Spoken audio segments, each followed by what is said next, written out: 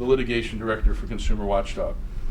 So we are live on Vimeo now, and we are also streaming at consumerwatchdog.org. If you click on the slider at the top of consumerwatchdog.org, if you're on the phone, there's some resources up there. There's at the top of the press release, after you click on it, you will see a letter we sent to the Attorney General today, along with the DAs for San Francisco, Sacramento, and Los Angeles. And there is also a slideshow that we're going to be going through. If you can't somehow get to a computer, you can download it. But at the bottom of that press release, I'm told, is also the live stream video, so you can follow along at consumerwatchdog.org.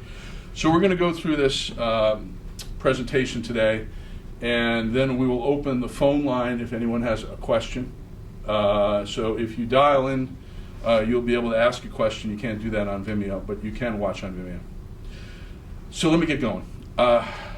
So I'm Jamie Court, and I'm here today, I think in a fairly somber mood, because we had hoped when the fundraising scandal involving the Insurance Commissioner of California began that we would have a lot more answers by now.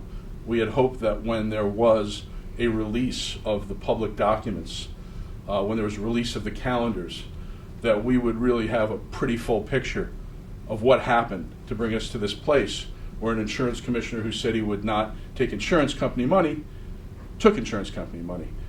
Unfortunately, we're in a place where we have more questions than answers. The circumstantial evidence that we're going to present to you today points to a situation where there's favoritism towards a workers' compensation company trying to get an official action, a change of ownership for the department, in conjunction with fundraising and political support being offered to the commissioner, Commissioner Lara, and to his allies in the same conversations, apparently, that these official decisions are being made. This is a very big problem, and we'll talk about why in a moment. But before we get into Commissioner Lara, I do want to say this, that we've been in this room before on other issues, and we've had calls out to the Attorney General that haven't always been seized. And when they're not seized, things tend to get worse, not better. We were here to talk about the Department of Water and Power months ago, where we called for the Attorney General to step in. And we had gone back years on a very troubling billing error case downtown, where we thought the case was rigged, and we condemned attorneys getting paid a lot of money and ratepayers not getting what they needed and the city getting away easy. And 3 years later, we got some court information that came out in another case showing, in fact, the attorneys representing the city under Mike Fear's office also represented the plaintiffs who were suing the city. And we said at that time, the Attorney General of California needs to get involved, because the city attorney cannot investigate himself. The city attorney didn't want that. The Attorney General, while they may be investigating, it was not apparent to anyone, and they didn't come in and take over the case. As a result, the FBI showed up at DWP and showed up at the city attorney Mike Fear's door just weeks ago and subpoenaed evidence and took away boxes. We don't want to be in that situation with the FBI showing up at the Department of Insurance.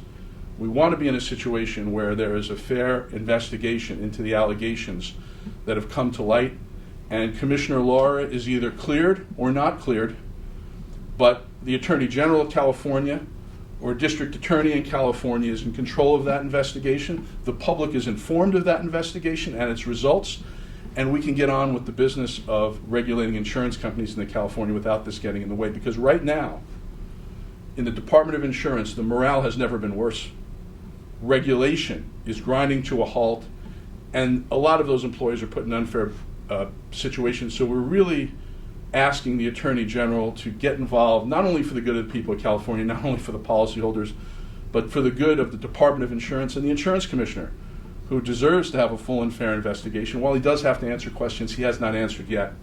And that's what today's about, is going through the questions he needs to answer based on the evidence that we've retrieved from Public Records Act requests, from other information that's come to us. So we're here today to talk about that, and let me begin. I'm going to do a brief overview of what we've learned from the Public Records Act with some visual aids from the calendars of these events. And then Carmen Balber is going to go through the timeline a little bit more linearly and explain some of these events and why they add up to some very troubling circumstantial evidence. And then Jerry's going to talk about the law and what questions we think an investigation needs to have answered, and why, unfortunately, what we're learning is adding up to what could be money laundering, what could be bribery. So let me start with where we all started, which is in April when all these contributions came in.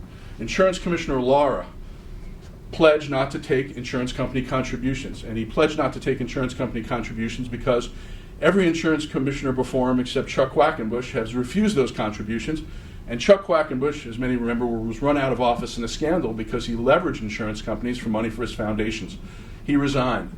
Other insurance commissioners listened to that lesson. So the commissioner came and said, I'm not going to take contributions. So when, in April, contributions were offered to the insurance commissioner, it was troubling. But what was even more troubling is these contributions didn't come directly from insurance companies. They came from associates of insurance companies, people on the board of insurance companies with different occupations, and the relatives of executives of insurance companies. So they were disguised, about $50,000 in contributions.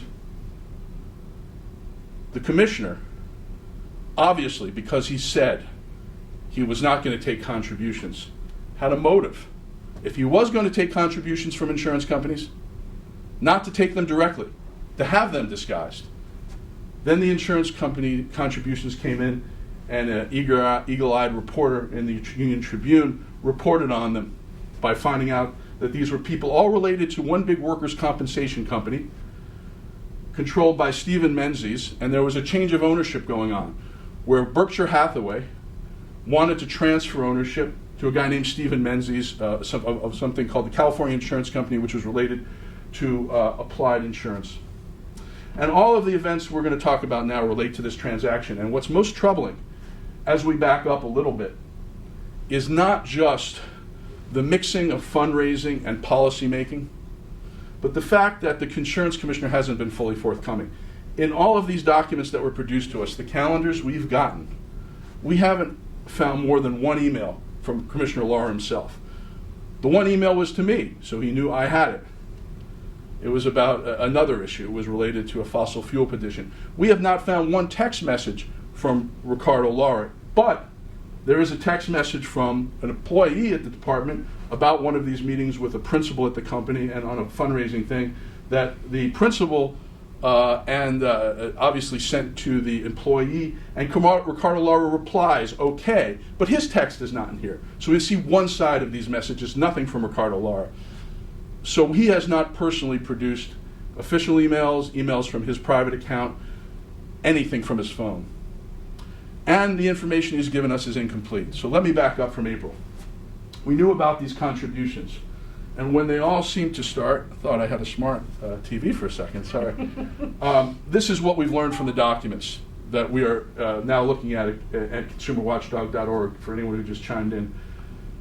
The troubling emails started in March. These are some really troubling ones.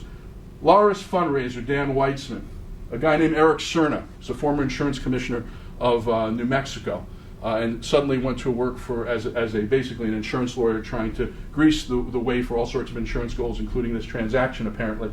They're communicating, and they start communicating and discussing about ways to make this change of ownership for Berkshire Hathaway and the California Insurance Company happen. And they're doing them in a series of memos that make clear they're going to help Ricardo Lara's insurance company campaign. They're going to try to get this thing through. And they're also going to help Lena Gonzalez, senator who replaced Ricardo Lara in his Long Beach district. And money, in fact, flowed to Lena Gonzalez from Menzies-controlled insurance companies, the same insurance company board, Constitution Insurance Company, that gave money that was disguised to Lara. These disguised contributions, 25 grand, went to Senator Lena Gonzalez on the 22nd. But all this starts from what we've had a document production of a couple of weeks ago on March 1. And that's why Ricardo Lara, when these came out at the beginning of September, said, my campaign operation scheduled meetings and solicited contributions that did not fall in line with commitments I made to refuse contributions from the insurance industry. And that's why I'm firing Dan Weitzman, my fundraiser. He blamed his fundraiser. He said, I didn't know. Well, some of the documents that came out made pretty clear that he knew. And we're going to get to those in a minute. But more importantly, and this is what we've just found out, calendars produced last Friday under the Public Records Act showed that Senator Lara, days before those first emails, going back to February, was in Santa Fe, New Mexico. And his calendar simply said, I'm at two events. One is an insurance panel, another is a group called Pueblo Somos Pueblo Unido, which is an immigration rights group. And that's all he said. Well, when we were digging around the internet, we found out very little about the event from the group site, but there was a photographer's gallery that showed pictures from the event. What was really clear was days before, the troubling emails before, from Berkshire and a guy named Eric Cerna, who's involved in brokering this deal, the former insurance commissioner in New Mexico who resigned in disgrace, we see Ricardo Lara at this event getting an award from Eric Cerna, arm in arm with Eric Cerna, on the ground floor of what was the fundraising scandal with Eric Cerna. Now, I don't know what they talked about in New Mexico, but I do know they were together all night, virtually inseparable. All those photographs are on our website at consumerwatchdog.org in the press release. And I do know that Ricardo Lara hasn't been forthcoming when he says, it was my fundraiser, Dan Weitzman, I knew nothing about it. Because I know days before the emails that got Weitzman filed, he was there with the guy who sent them, who's offering, in the same breath, political support for Ricardo Lara 2022, and is having meetings in emails that were uncovered from the department with all the principals, Steve Menzies, the head of the insurance company seeking the change of ownership. And it's very clear that Cerna was in on all these conversations, both the official actions and the fundraising. And to just show you one document, this is from Dan Weitzman Consultant. We see a very specific memo that Lara has acknowledged, in the correspondence that he is in on because he approves these meetings, a meeting on March 11th where attendees are Ricardo Lara, Eric Cerna, the buyer and the seller of the insurance company that's changing hands. Jamie Sahara is the buyer. Jeff Siller is the seller. Stephen Menzies is the one who's going to be the recipient. And you have Dan Weitzman, the fundraiser, there. And the emails, unfortunately, while they talk about relationship building lunch with Eric Cerna and Berkshire Hathaway, many of these emails also involve the change of ownership. So the fundraiser was in on discussions that they should not have been on. Camille Alcala is, I believe, the Democratic Party chair, finance chair, which raises some questions there. But for the commissioner to say he didn't know, when he was there, this was clearly about insurance companies. These are all insurance companies supporting him. Shows that he was in a discussion about political support in March. He had a lunch. He had emails. And in April, the contributions come in from these companies, but disguised through associates, through relatives, not directly. Lara had the motive. The money seems to have arrived because someone told him to, and that was either Menzies or Cerna, or, with or without Lara's knowledge, Weitzman. But there's enough questions here that need to be answered. Going to April, we also know that right before the contributions came in, according to the calendar, Cerna and Lara were together in New York on the 10th. Weitzman was there. The calendars do not show fundraising. They show official meetings. But Weitzman was paid for, his reimbursements were paid for by the Lara 2022 campaign, a lift, a limousine. Cerna was there. And they were talking about short-term health care earlier, as back to January 30th. But at this April 10th dinner, they're also with health industry reps. Now the link here is all the donors that came in April.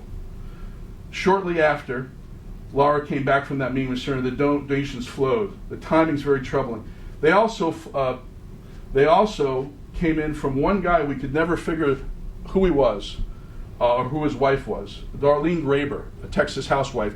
We knew he was married to Larry Graber, who runs an insurance company, and we couldn't figure why is this health insurance company, which isn't involved with Menzies, why is his wife giving money? Well, his issue is short-term health and pet insurance. interestingly enough. And this dinner may well have been about short-term health. Certainly a meeting on January 30th on Lara's calendar with Eric Cerna was about short-term health, according to the calendar entry. So we have connected all the donors through this guy, Eric Cerna, who was in Santa Fe with Lara. Cerna and Menzies are very close, not only because of the emails, but we see that in July, Cerna was introducing Menzies at another celebration or benefit in New Mexico. And he's close, of course, Menzies with Acunto, one of the donors.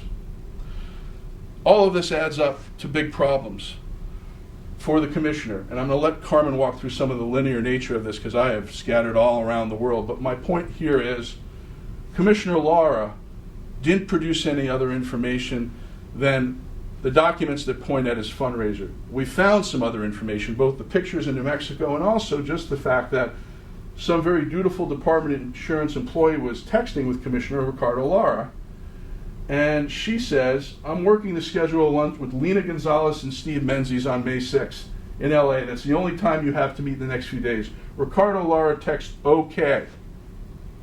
Okay. He approved this meeting.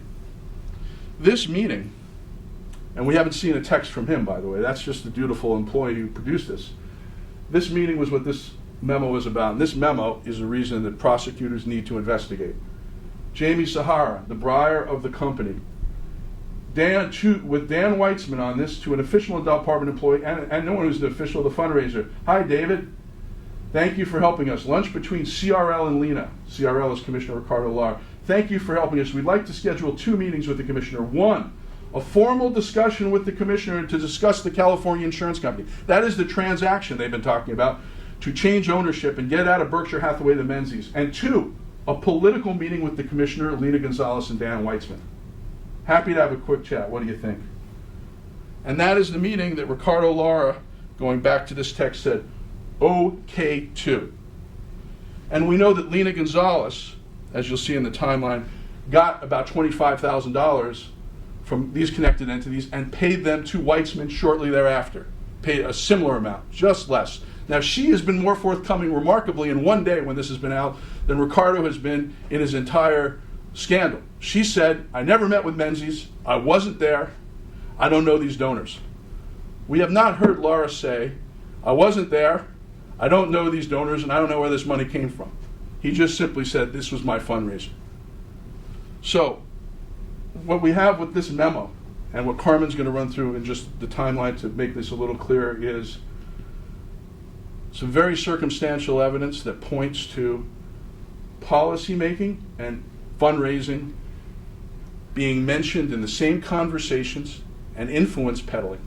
And that is why we need the Attorney General and these DAs to look at this evidence and ask questions. We do not know from the commissioner or from the principals, from Menzies, from Cerna, from the others involved in the scandal who gave the money, where the money came from. Did it come from the insurance company, not the people? But there is circumstantial evidence that this was money that was laundered to the commissioner, potentially with his knowledge. And until we get an answer to what people knew and when, we won't get back to the insurance regulation in the state in any effective way.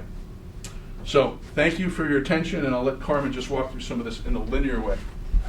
So this is all complicated, and I urge folks to refer back to the calendars to tie the big picture together. But as Jamie was saying, and this is Carmen Balber, Executive Director of Consumer Watchdog, as Jamie was saying, the documents obtained under the Public Records Act and then photographs we found simply Googling online show that Eric Cerna, the disgraced former New Mexico insurance commissioner who resigned in a scandal very similar to Chuck Quackenbush's, is the glue that ties all of this together. And something Jamie didn't mention is right at the top of this timeline, and in fact is not highlighted but is very important, which is that individuals associated with Eric Cerna, including the consulting firm he works for, Nelson Taplin Goldwater, and his son, Marco Cerna, have given $23,000 to Ricardo Lara's insurance commissioner campaign back in 2018. So individuals and companies associated with Eric Cerna, but not Cerna himself, already gave Commissioner Lara $23,000 in 2018. Then we see on January 1st, 2019, first contact between Lara and Eric Cerna, according to his official Department of Insurance calendars, a meeting regarding short-term medical, and also a meet and greet with Commissioner Lara. So Commissioner Lara is, for all appearances, the very first point of contact with Eric Cerna. Next meeting is the same thing. On February 26th, as Jamie said, he receives an award from Eric Cerna at a celebration for Somos Un Pueblo Unido. And only a few days later do we start seeing emails involving Dan Weitzman and Eric Cerna discussing a meeting request involving Berkshire Hathaway. So after these two meetings the commissioner has with Eric Cerna, then he involves his fundraiser. They start discussing a meeting with Berkshire Hathaway. Again, we see a meeting in March.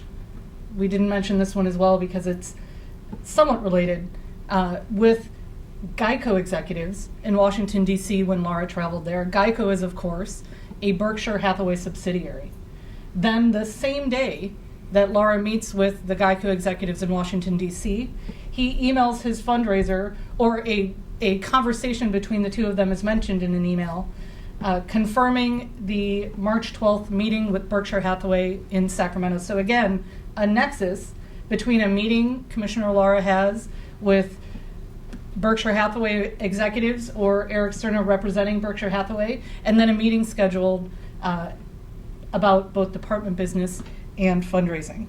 So moving forward, that March 6th email that confirms the meeting with Dan Weitzman and Commissioner Lara, that meeting happens on March 12th. And this is the meeting that you saw the memo earlier, I won't pull it back up, in which both the buyers and the sellers of this transaction involving Applied Underwriters and its California subsidiary California Insurance Company are participants.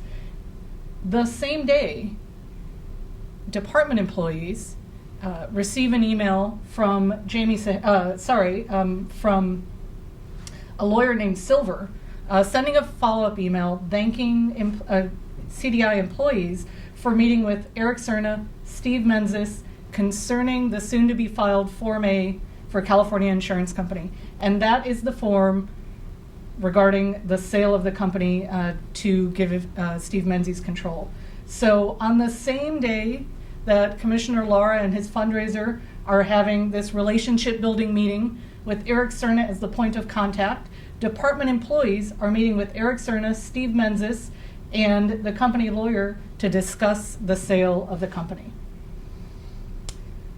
Moving on March 15th, there's another conversation Commissioner Lara has with representatives of Berkshire Hathaway.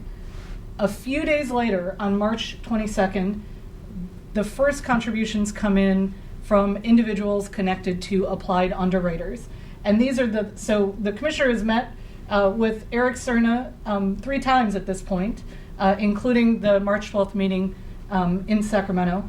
On March 22nd, 3 individuals gave Lena Gonzalez for Senate a total $25,000. These are 2 individuals who are on the board of an insurance company that Steve Menzies controls, not Applied Underwriters or California Insurance Company, because that might have raised a few flags, started a few alarm bells ringing, but individuals connected with Steve Menzies give Lena Gonzalez $25,000. The next day, Commissioner Lara places himself on Facebook at a fundraiser for Lena Gonzalez for Senate.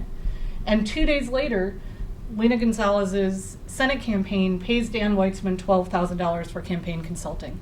And as Jamie mentioned, shortly thereafter, she pays him another $12,000, paying him $25,000 after she received $25,000 from these individuals. Now, again, as Jamie mentioned, she has said that she never met with these individuals. She doesn't know this insurance company, and she received these contributions on the same day she received a lot of other contributions. But it raises serious questions about how these donors connected to the company that was clearly trying to influence Commissioner Lara, also funneled to his top political supporter or one of his closest political allies. Moving forward, I just want to point out a couple other meetings the commissioner had with these same people. Again, on April 6th, Commissioner Lara met with Nelson Taplin Goldwater, that's Eric Cerna's firm. A couple days later, he is in New York City and having that meeting at the Michelin Star restaurant with Eric Cerna and health insurance company representatives. His campaign reports, nothing supplied in these public records, show that he also paid for his fundraiser to fly out to New York at exactly the same time, reimbursed him for airfare and travel to the airport. So his fundraiser was in New York at the same time the commissioner was meeting with Eric Cerna and regarding health insurance. 6 days after those meetings, or 7 days after those meetings, Commissioner Lara receives $46,000 plus from individuals, again, connected to Steve Menzies through a third insurance company, but surreptitiously, not obviously connected to this deal that's going down. Just a few days after that, and I want to stick to this linearly just to keep it sensible, but just a few days after that, the commissioner confirms in this text chain with an unknown CDI employee approving a scheduling lunch between Lena Gonzalez and Steve Menzies in Los Angeles. An email a few days after that from Jamie Sahara, who's one of the sellers of, or one of the purchasers of the Berkshire Hathaway Applied Underwriters deal, sends that damning email saying we want to discuss both California Insurance Company and also a political meeting with the Commissioner Lena Gonzalez and Dan Weitzman. Now, the records that we have from the department regarding this meeting are fairly confused. There's about 6 or 7 emails or calendar records reflecting this meeting in various incarnations. We know that Commissioner Lara had a lunch in Los Angeles on May 6th. We know that at least Steve Menzies and Jamie Sahara were there. Several other records suggest the meeting was also with Lena Gonzalez and Steve Menzies. Another record reflects that Dan Weitzman was likely there. And other people who are on that chain may or may not have attended, his chief of staff, a former district director, another CDI employee. But clearly, the commissioner was meeting with the same players in the scandal in Los Angeles shortly after receiving those campaign contributions from the individuals connected with Applied Underwriters. I will leave it at that. The following page for everyone who is reading online outlines a series of events that was really the subject of one of the first news stories about this scandal, in which Commissioner Lara overturned or attempted to overturn the decisions of his own administrative law judges in cases involving Applied Underwriters, California subsidiary, California Insurance Company, in moves that were out of the ordinary, to say the least. But because it doesn't involve the specific new documents, I'll leave that for future questions if anyone else has them. And turn it over to Jerry. And again, the timeline that we're talking to, if you're not seeing it here, it's all in the press release. This press conference will also live embedded in the press release, so if you go to the press release, you'll be able to get all these resources. Okay, good morning. My name is Jerry Flanagan. I'm Litigation Director for Consumer Watchdog. So the records that Jamie and Carmen have reviewed with you provide some compelling evidence that money laundering and bribery might have occurred here. What I'm going to do for you today is briefly walk through the law on money laundering and bribery, and then pose some of the questions that we made to law enforcement this morning in a letter that need to be investigated. So the first statute we'll take a quick look at is money laundering.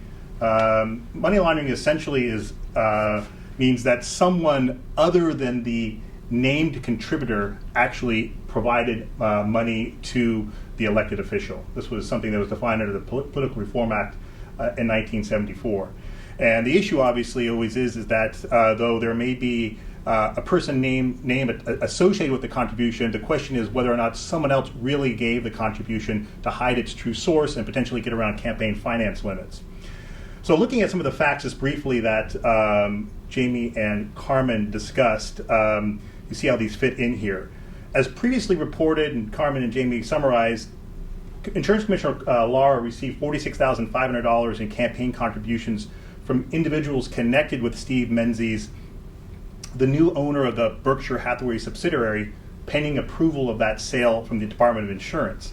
Here's the first interesting fact about that. One is all those contributions came from out-of-state insurance companies and their spouses. So the first question that law enforcement needs to ponder is, why are out-of-state insurance company executives and their spouses giving money to the Insurance Commissioner of California?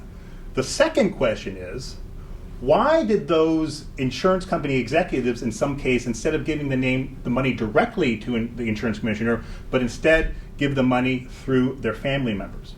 For example, if you look at the Secretary of State website in the Insurance Commissioner's 2022 campaign committee, you'll see a record for Teresa DeBarbary, who's identified in those campaign reports as an administrator for a nursery school in New Jersey, who, according to the records, gave Insurance Commissioner Lara $15,500.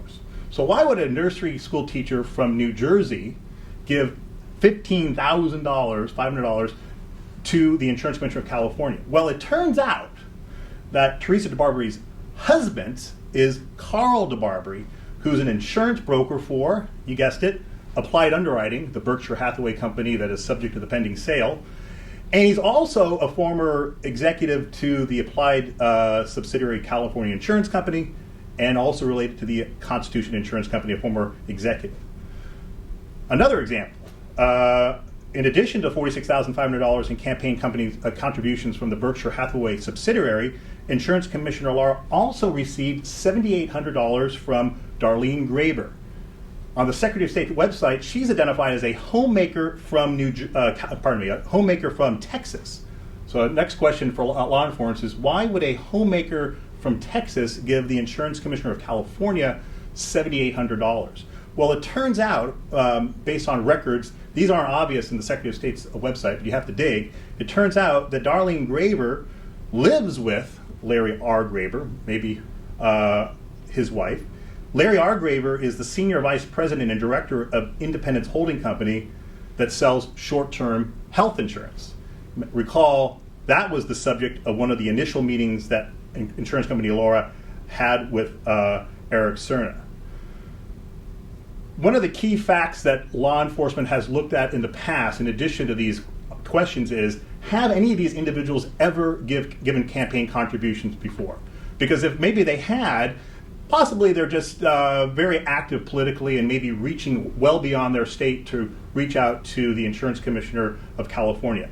Well, it turns out only 2 of these folks have ever contributed any campaign contributions ever before. And when they did that, they gave those contributions locally in Connecticut and New York, where they resided, not campaign contributions reaching all the way across the country to the Insurance Commissioner. All of this adds up to suggest that someone other than the named contributors that are listed in the Secretary of State website, they suggest that someone other than those individuals actually gave the contributions. And that's where the statute comes back in again. Did someone other than the named individual actually fund the campaign contributions? And this is another question to law enforcement to look into with their investigatory powers that only they possess. Is, did Steve Menzies, who is the interested party in the pending sale, did Steve Menzies or someone else related to him and the companies provide the money to the contributors and say, here's the money, give it to Insurance Commissioner Lara, I don't want my name showing up into the records? So that's then the ultimate investigatory question that the DAs and the AGs need to answer. Relatedly, on Senator Gonzalez, just 10 days after this March 12th fundraising lunch here in Sacramento, members and a relative of a board member of a Steve Menzies-controlled company gave Senator Gonzalez, who is Insurance Commissioner Lara's key ally, gave Senator Gonzalez $25,000. It's unclear what those contributions were intended to were intended for. As Carmen indicated, Senator Gonzalez has said that she had no knowledge of the meetings that were going on simultaneous to these contributions. Once again, the three contributors to Senator Gonzalez are all linked to Steve Menzies, and the details of that are in the press release from yesterday. And they serve on the interlocking boards of those companies. Of the three contributors who gave contributions to Senator Gonzalez that added up to $25,000, none had ever given a single contribution before to anyone. Again, in past cases on money laundering, that is a key question for law enforcement to determine whether or not it's likely or not that the contributions that now are coming to the insurance commissioner are truly from the individuals that are named in the campaign finance reports, or if someone else like Steve Menzies or someone connected with him actually gave the money to those three individuals that are linked to Steve Menzies' controlled companies with an earmark saying, please pass this on to Senator Gonzalez. I don't want my name showing up in her campaign reports. And so that's, on this issue, kind of the final 2 or 3 questions to law enforcement was Menzies or one of his associates behind the $25,000 in contributions to Senator Gonzalez? And is that $24,000 payment that Gonzalez paid to Lara's political consultant, is that simply the funneling of the original $25,000 that Senator Gonzalez received? Is that simply funneling that same money over to Insurance Commissioner Lara? And that would provide 2 levels of money laundering. One potentially from Menzies to the individuals that made the contributions to Senator Gonzalez, and then a second level between Senator Gonzalez, Insurance Commissioner Lara. So very compelling circumstantial evidence, but still lots of questions that only law enforcement can answer with their investigatory powers. Briefly on bribery, this one I think for folks is intellectually more understandable. Bribery in general means accepting money or something of value in exchange for an official act. You can see the statute here. It's Penal Code Section 68. And again, for folks on the phone, the full text of the statutes, or actually the key parts of the text of the statutes and some supporting law, are available in the slides on the website. So, the key here is, in bringing all the information that Jamie and Carmen together, is that the various meetings suggest that not only did Commissioner Lara know about the campaign contributions, but knew that the contributors sought preferential treatment both on the pending merger and these 4 proceedings before the department. And that's another thing that we've previously talked about, and it's on the website. But in addition to the pending sale of Applied Underwriting, shortly after the campaign contributions from these Menzies-linked individuals, Commissioner Lara intervened in 4 matters pending before the Department of Insurance that involved the very Applied Underwriting, the Berkshire Hathaway subsidiary that's at the center of the pay-to-play scandal. So the suggestion there is that the question to law enforcement was the intervention by Commissioner Lara because of the contributions from these individuals linked to the company. That would be bribery. Were the contributions given in order to grease the wheels of the pending sale of the company that Mr. Menzies will be the owner of once the Department of Insurance approves it? So for example, there's only 2 bullet points. The photographs of those taxpayer-funded trips of Lara in New Mexico reveal that Eric Cerna, the connective tissue in this pay-to-play scandal, and insurance company Lara were together in Santa Fe in February. That Santa Fe meeting was just a couple days prior to March email communications and meetings that mixed the fundraising and discussions of the pending sale of the Berkshire Hathaway subsidiary.